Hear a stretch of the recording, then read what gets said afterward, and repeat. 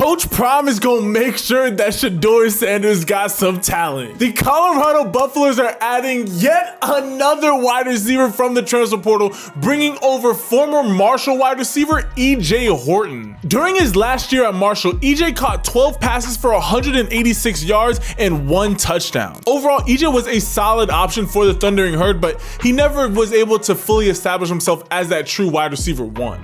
Now, even though EJ was not able to establish himself as a wide receiver 1 for the Thundering Herd, he was a very viable option, and he has that dog in him. Coming out of high school, he was only a 2.5-star recruit, but he has worked and developed himself into having a very solid skill set at the wide receiver position. He is super shifty. He's got a solid frame at about 6 foot, 170, 175 pounds, which is, in my opinion, the more prototypical size for wide receivers is what we're seeing now.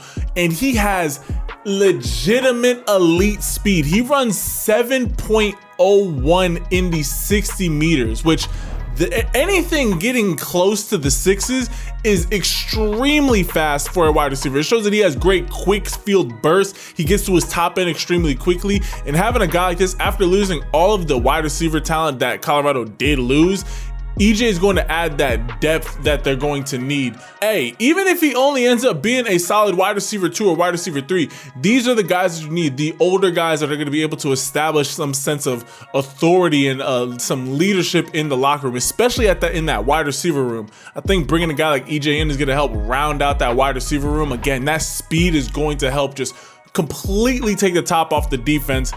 I'm excited to see what he's going to look like out there. I don't think many people were watching a whole lot of Marshall football, so it will be interesting to see how his skill set translates over to Colorado. And hey, just because he wasn't a top weapon in Marshall's offense doesn't mean that he couldn't be a top weapon for the Colorado Buffaloes. I mean, we saw Montana Lamonius Craig go from being a very below average college wide receiver to when Sheduer Sanders and all of them got there, he looked to be one of the top wide receivers in the Pac-12.